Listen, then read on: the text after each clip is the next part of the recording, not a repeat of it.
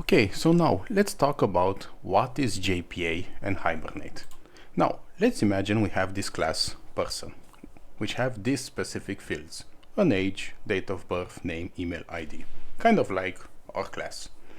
And in our database, we have this table, which we will call, let's say, person, or persons, it doesn't matter, or my person. And this table has these specific columns: ID, age, date of birth, name, email.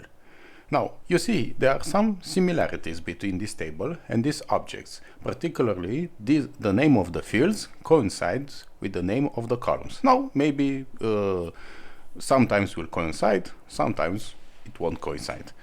But the question is, how can we map these values with our particular class so we can use in our application? And this is where JPA and Hibernate comes into place. Basically, it's the bridge between database and our Java application. JPA is a set of interfaces, is a specification like a contract, and the Hibernate is the implementation. This is one type of object relational model framework. There are lots of other object relational model frameworks, but Hibernate is the default one and the most used one.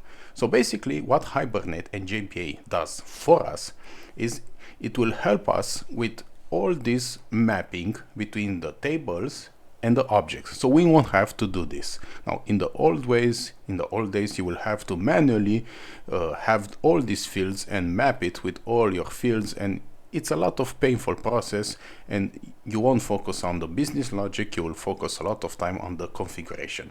And this is where JPA Hibernate comes into help. It's an object relational model. So basically, with just a few lines of code, with a few annotations, and with a few configuration, we'll have all of our values from our table mapped between our tables and our class. And not just this. Hibernate has a lot of other features. It also handles the relationships between Java objects and tables. As I said, in database we have many to many, one to many, many to one, and so on. And Hibernate also does this for us, and we will see how in the action. We will see examples how we can handle all these kinds of relationships. It also does the low-level SQL code for you, so you don't have to manually write these queries like insert into, update into, select from, and so on.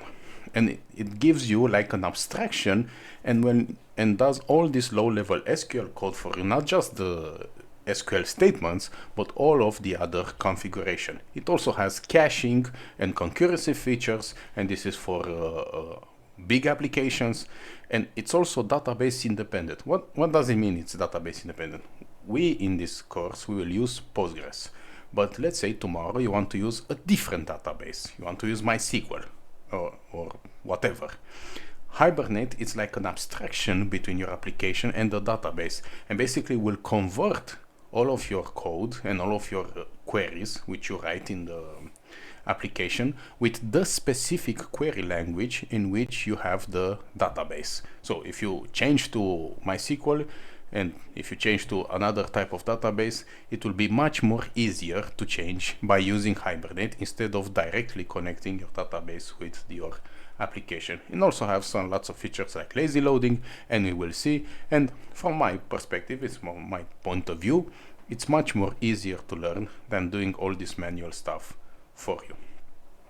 And enough theory, let's dive in, and in the next video we will go and set up our database module, and we will add our dependencies, and we will see in action how Hibernate helps us, and we will convert our application and we will add persistency to it.